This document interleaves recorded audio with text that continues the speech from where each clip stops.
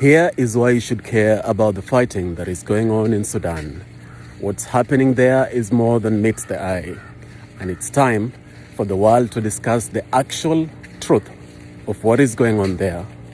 America and Russia are at it again, just as they did 60 years ago during the Cold War, when they fought proxy wars right here in Africa, leading to the death of thousands of innocent Africans. They are at it again in Sudan, fighting a proxy war. Let me explain. Two factions of the Sudanese military are fighting each other. One of them is led by Lieutenant General Mohammed Hamdan, head of the paramilitary group known as Rapid Support Forces. The other faction is led by the Sudanese Army Chief, General Abdel Fattah al-Burhan.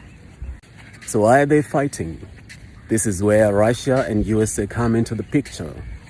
You see, in the last couple of months, Russia has finalized a deal with Sudan to establish Russia's naval base in Sudan's Red Sea coast. America is not too happy with that. Actually, they're furious. America's ambassador to Sudan, John Godfrey, expressly warned Sudan not to seal that deal with Russia, but they're going ahead and doing just that.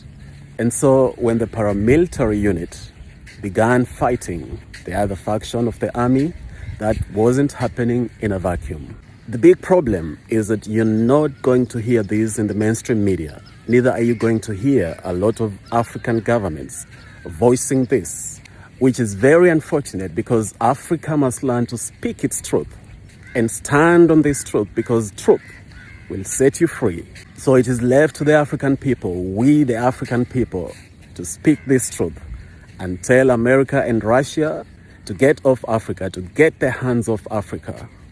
The days of the Cold War, the days of the shenanigans of the Cold War are completely over, and they cannot fight proxy wars in Africa at the expense of innocent African lives. That has to stop. The fighting in Sudan must stop.